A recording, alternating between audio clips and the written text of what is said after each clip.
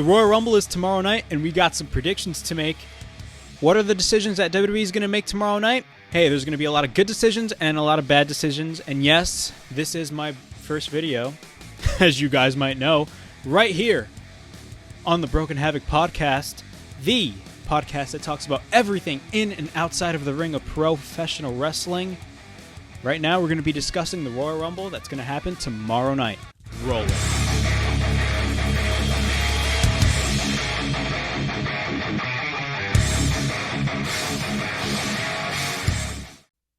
What's up, everybody? It is Broken Havoc here, right here on the Broken Havoc podcast, here to discuss everything in and outside of the ring of professional wrestling with my first video, of course. Today, we're going to be breaking down our predictions for tomorrow's Royal Rumble pay-per-view, which is going to take place from the Thunderdome, of course, which I'm not that big of a fan of the Thunderdome, but of course, COVID-related. I mean, you can't have fans, but it is what it is. Let's see what WWE does. The Royal Rumble, well, actually, no. Before we get there, a quick backstory on me. I've been a wrestling fan for over 10 years. I've watched a lot of wrestling since I was 8 years old. I loved watching guys when I was little, guys like John Cena, Randy Orton, Edge, CM Punk, Rey Mysterio. I grew up with those guys, okay? But I've been watching the product for the last 10 years, and quite frankly, the WWE product has gone stale, and it's just gone to a point where, like, literally they're not, for lack of a better term, they're not cool anymore. Even when I was little, if you watch Raw in 2010, it's not the best. I mean, it was pretty bad, but I'd rather watch a Raw from 2010 than a Raw in 2020 or 2021, okay? But yeah, that's besides the point. The Royal Rumble, of course, we got the card, and WWE really, when it comes to card making, these people literally announce the card within, like, the weekend before the pay-per-view even starts. I'm being straight up. Like, they don't, I doubt this is the full card. There's going to be other matches probably in the pre-show and all that other stuff. But the first match we're going to be going over is the women's tag title match with Asuka and Charlotte Flair versus Shayna Baszler and Nia Jax. Why is this match happening? Why are Asuka and Charlotte Flair champions is beyond me. It makes no sense whatsoever. I mean, Charlotte has another belt, and this is my thing with Charlotte Flair. Do I think Charlotte Flair is really good in the ring? Absolutely. Do I think she deserves all the titles that she gets? No. Like, literally, WWE's trying to make her as the greatest women's wrestler of all time. That honor goes to Sasha Banks, all right? That's just my opinion. That honor goes to Sasha Banks. And Becky Lynch, of course. I'm a big Becky Lynch fan, by the way. But yeah, I mean, she's really good in the ring, but I feel like they've been shoving her down our throats on television for the last how many years now? And it was so bad last year when she won the Women's Royal Rumble because everybody wanted Shayna Baszler to win. I was even rooting for Shayna Baszler to win, but WWE made the dumb booking decision of having Charlotte win the match instead of Shayna, which is a really dumb decision. I mean, why would you not have Shayna win the match and literally go on to WrestleMania and have Becky put over Shayna Baszler and win the match? It's beyond me. It's ridiculous. But yeah, for this match, I'm probably going to go with Shayna Baszler and Nia Jax. I feel like there's going to be some turning against somebody going on here. I mean, I feel like Charlotte is probably going to turn on Asuka at this point after they lose the match. And yeah, I mean, it's not... I mean, I feel like their tag title run is not going to be that long anyway. I mean, their tag title run is just going to be short-lived, in my opinion. I don't know why they're champions to begin with. I mean, you have Asuka as the Raw Women's Champion as well. I mean, you know for a fact that she's going to drop the belt to Charlotte Flair at some point.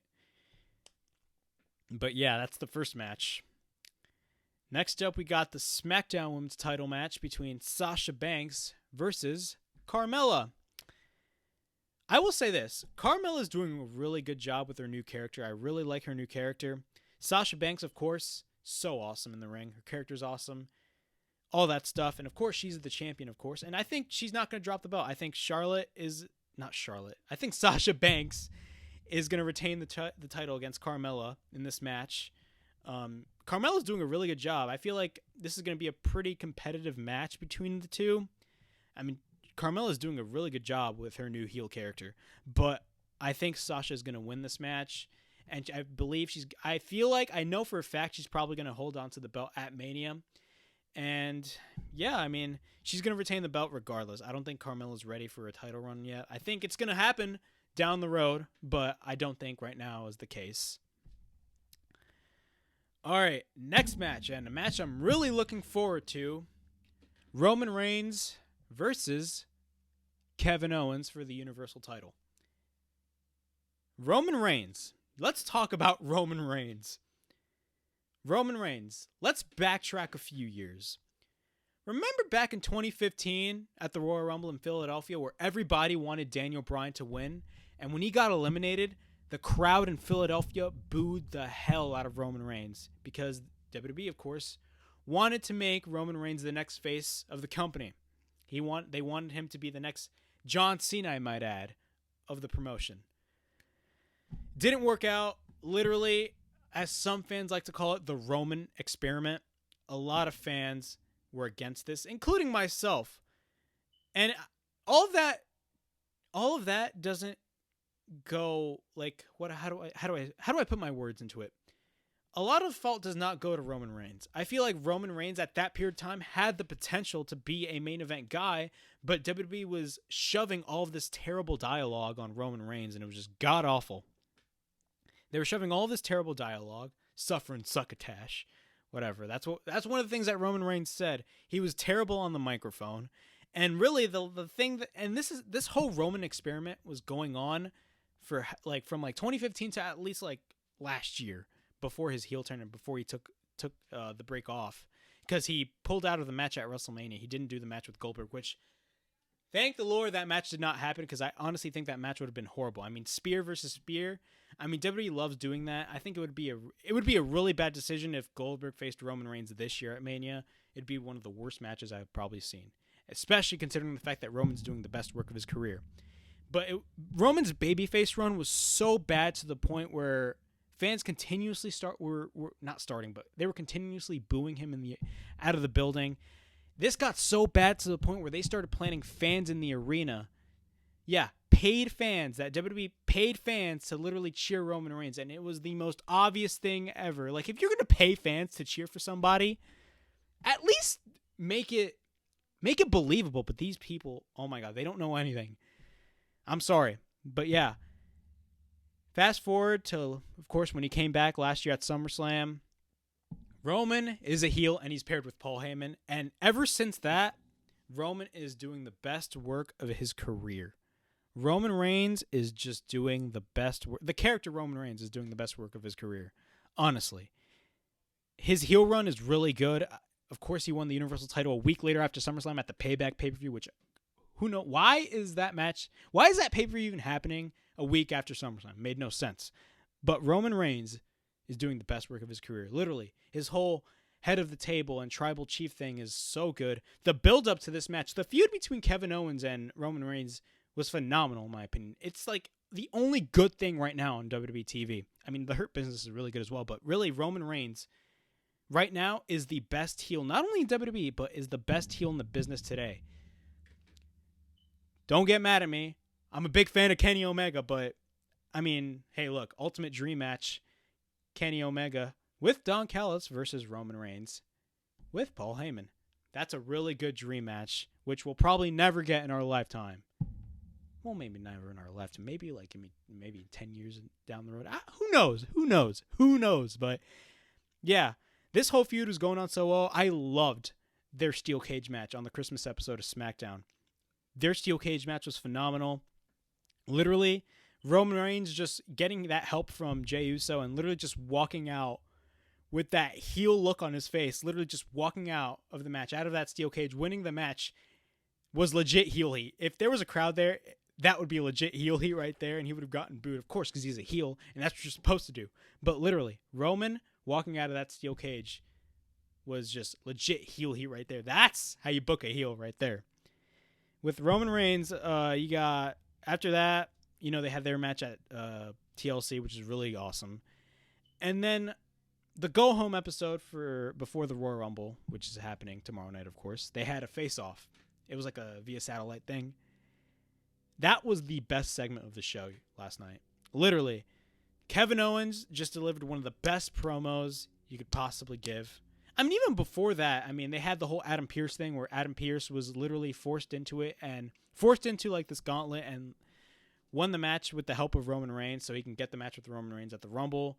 But as you know, 2 weeks ago, or last week's episode, I might add, Adam Pearce signed the contract, gave Roman the contract, signed the contract, went up the stage, said, oh, he was injured.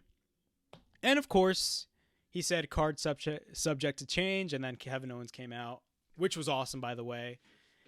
But yeah, this match actually is going to be a last man standing match. I forgot to mention that. This match is going to be a last man standing match. And bar none, this match is going to steal the show. And I feel like this is, besides the Rumble, because the Rumble is always a great match, but this is going to be the show stealer, and these guys are going to tear the house down. This match is going to be freaking awesome. I'm just excited.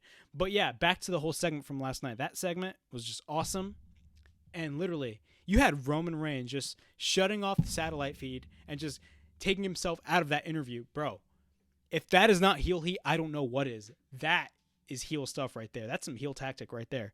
But who knows? What's going to happen in this match? My prediction for this match, Roman is going to go over in this match. He's going over in this match. He shouldn't even lose at all.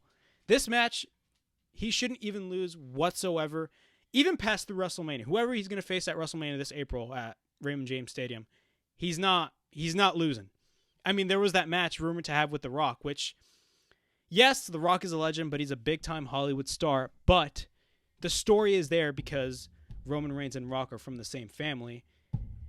That match was supposed to happen, I believe, this year because WrestleMania was supposed to be in Los Angeles at SoFi Stadium this year. But as you guys know, the pandemic messed up everything. And WrestleMania is going to be in Raymond James Stadium this year. And they're going to AT&T Stadium next year. So probably the Rock match is going to be happening in two years because, you know, WrestleMania goes Hollywood. But that's besides the point. Roman is going over in this match. I feel like he's going to get probably some help with Jey Uso.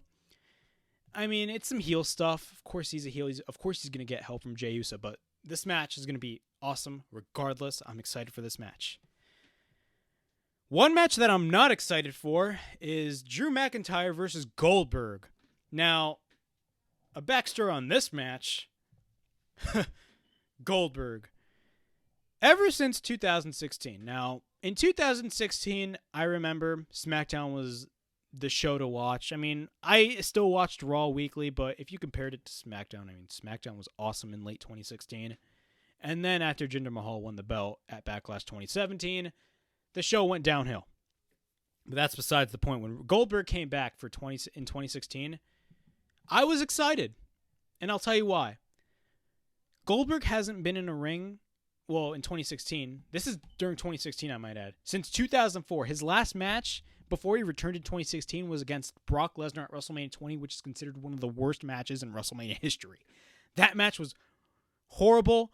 The crowd in Madison Square Garden that night knew that both guys were on their way out of the company. I mean, Brock Lesnar was going to take a break, move to go to the NFL and play for, I believe, for the Vikings. And then, you know, Goldberg just took a break from wrestling for all those years, and he came back for that match for Lesnar at Survivor Series that year. And I was shocked when he literally just manhandled the hell out of Brock Lesnar. But yeah, and then, you know, he had the Royal Rumble. And by far none, the best match ever since his return was the match he had with Lesnar at WrestleMania 33. That match took at least less than 10 minutes, but it was a really good match. That match, literally balls to the wall. That match was awesome. But yeah, after that, he took a break, of course. He was inducted into the Hall of Fame. And then he comes back against The Undertaker at Saudi Arabia. He comes back for a match against The Undertaker at, I believe it was Super Showdown in Saudi Arabia. One of the worst matches ever. He was only there for the payday. Same as Taker. He was only there for the payday. I mean, be honest. If you were given that much money, would you refuse? Don't know. Honestly, I can't answer that. Probably I wouldn't. But at the same time, you got to look at the other way. I mean, Goldberg, bro. That match he had with Taker was really bad. It was horrible. One of the worst matches ever. He nearly killed Undertaker. I'm just exaggerating, but he nearly just paralyzed The Undertaker with that jackhammer. It was just really bad.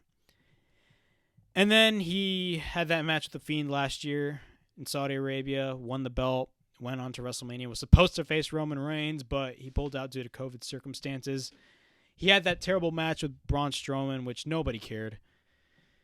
And then he comes back on Raw Legends Night, which was literally a show that happened last minute because WWE Raw did its worst rating in a 1.5 a couple weeks prior, and they needed to bring in Legends to bring up ratings, and they got a 2, which is surprising to me because WWE doesn't know how to make new stars. At the end of the show, of course, Drew McIntyre had a really good match with Keith Lee. That match was awesome, but at the end of that match, Goldberg just comes out. He literally says, hey, you disrespect all these legends. You have no respect for these legends. I'm like, that makes no sense.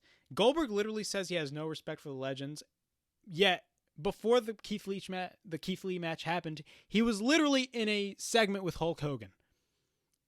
Like, that makes no sense whatsoever. And then he just instantly challenges Drew McIntyre for the belt, and I'm like, so he doesn't have to get any like qualification match? No, he just challenges Drew McIntyre and just gets that match. He just walks in, challenges, and gets the match. That makes no sense whatsoever. The build up for this match was pretty weird. I mean, throughout the weeks building up to the Rumble, Drew tested positive for COVID-19, so he was in quarantine for a couple weeks. Thankfully, he's now tested negative. And that's that. The match is on for tomorrow night. Now, what are my thoughts on this match? Or what do I think is going to happen in this match? This match can go one or two ways. Drew McIntyre retains the belt and Goldberg loses, and then he'll enter the Royal Rumble and probably win the Royal Rumble, which would be a horrible decision. I'm totally for Drew McIntyre retaining the belt in this match. That'd be the best booking decision WWE can ever make. But at the same time, you got the Royal Rumble match. You never know. He can literally be a random entrant in the Royal Rumble match and just instantly win the match and go on to WrestleMania and probably face Roman Reigns. That'd be the worst thing WWE could ever do. That's just my opinion. The other thing, and this is not a good thing either, Goldberg could win the match, go on to WrestleMania, and probably do maybe a unification match against Roman Reigns. Who knows? But Goldberg better not win the title.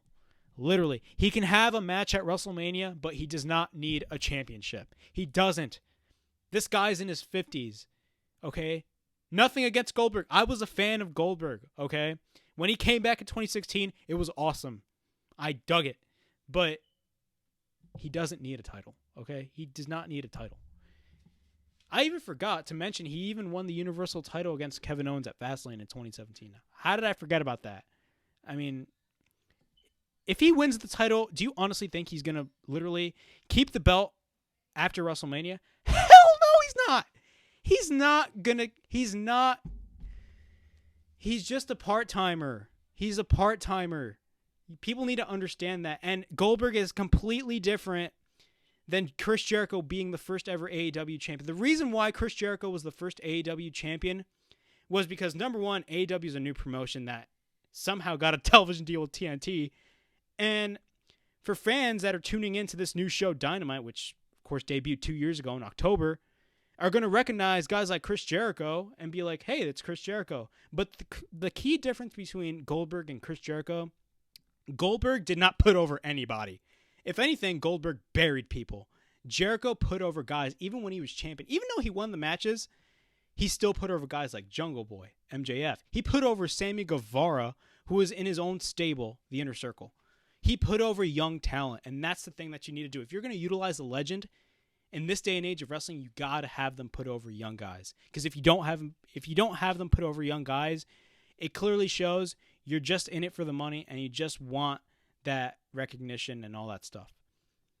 Goldberg being in the main event of WrestleMania makes no sense. It's one of the dumbest decisions WWE could ever make. And the same thing with Sting. Sting is in AEW, and they actually recently booked a street fight with Sting, Darby Allin against, I believe, Brian Cage and Ricky Starks for the Revolution pay-per-view, which actually is going to happen March 7th. It was originally, I believe, supposed to happen February 27th, but they pushed it back to March 7th.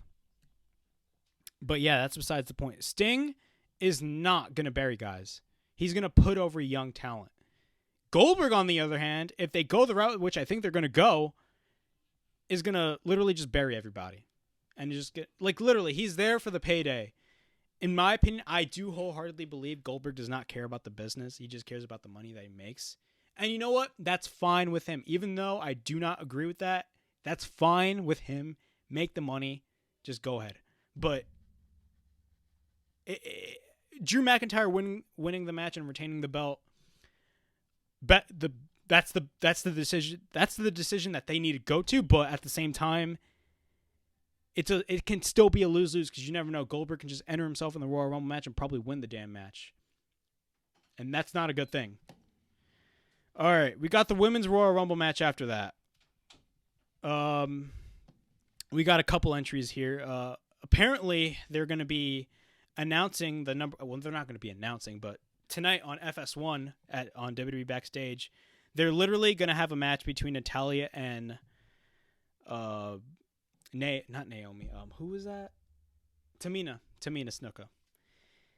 And whoever wins that match gets the number 30 entrant. Why do a match like that? Literally, the number 30 entrant is supposed to be a surprise, and you're just basically spoiling the viewer the number 30 entrant. What's the point of the Royal Rumble match? The uncertainty. That's the whole point of the match. Why do you think everybody watches it every January? But no, you're gonna spoil the number 30 entrant. That makes no sense whatsoever. But my pick to win the match, Bianca Belair. In my opinion, she's going to be the next big star. She's going to be the next big star for at least the next 10 years. She's phenomenal in the ring. Her work in NXT was awesome.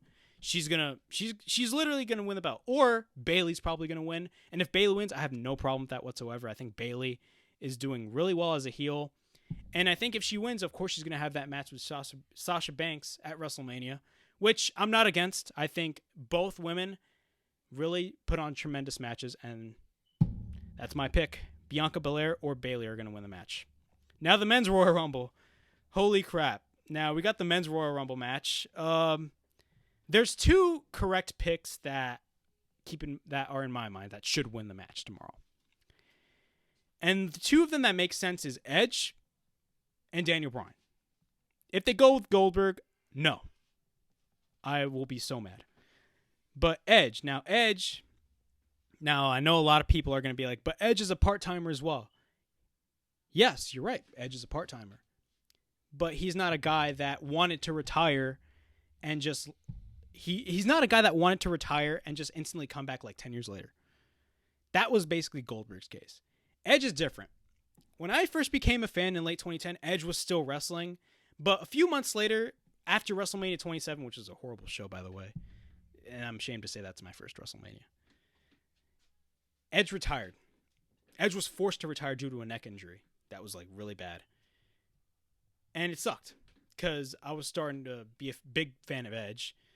And I mean, just watching his old matches, I mean, his matches with Cena were awesome. I mean, Unforgiven 2006, the TLC match, Edge versus John Cena in a TLC match for the WWE title in Toronto was awesome. His match with Taker at WrestleMania 24 in 2008, awesome. What else? What other great matches? Of course, his great TLC matches with him teaming up with Christian, of course. Edge and Christian, Dudley's, Hardy's, WrestleMania 17 and TLC match in Houston. Awesome-ass match. Edge makes sense to win the match. He had that segment this past Monday on Raw saying that, hey, he needs to win the match, and it was a fantastic segment. It was the only good thing on Raw. But the thing that sucked was that WWE did not even promote Edge being on the freaking show. How come you're not promoting the fact that Edge is going to be on the show is beyond me. It makes no sense whatsoever. But a lot of people are mad that they spoiled the fact that Edge is going to be in the Rumble. I mean, I don't know what to tell you, but there's going to be no fans at the Rumble. And they cannot top what they did last year. When Edge came back last year at the Rumble, I went ballistic. That match was... When he came out, that was awesome, man. And he looked great in that match, too. It goes to show you that he never wanted to stop wrestling. He was forced to retire. And literally, I'm not against Edge winning the Royal Rumble tomorrow night. If anything, I actually want him to win the WWE title again. Edge is my favorite wrestler of all time. That's just my opinion. But, like, I wouldn't be against Edge winning the belt. And yes, I say belt, not title, because it really doesn't matter. People in WWE like using specific terms which they think sound professional, but they don't look themselves as they're in the wrestling business. They look at themselves as they're in the sports entertainment business. But Edge winning the match makes sense. He's not going to have that match with Orton again. Nobody wants to see him wrestle Orton again. We saw that like multiple times. He's probably going to have a match with McIntyre, which would be a really good match, by the way. The second pick to win the match is Daniel Bryan, and that makes the most sense too. Daniel Bryan, 2014. Remember, let's backtrack 2014. You remember when everybody wanted Daniel Bryan to win the Royal Rumble? And they were waiting for that number 30 entrant, and what the fans got was instead Rey Mysterio. The fans were booing the hell out of that match. And who won? Batista won. Now, granted, Bryan did eventually go into the main event of Mania 30 and won the match. But he should have won the Rumble. 2015, what happened? In Philadelphia, which is a ruthless crowd. EC dub. But it was a ruthless crowd, and literally, when Bryan was in the Rumble, everybody was excited because everybody wanted Daniel Bryan to win. But he got eliminated. Roman literally just came out as one of the entrants and won the match. The crowd booed the hell out of that outcome. WWE literally thought that we were going to forget that Bryan got eliminated and we were all going to cheer Roman Reigns. No. And this is when Roman was a babyface.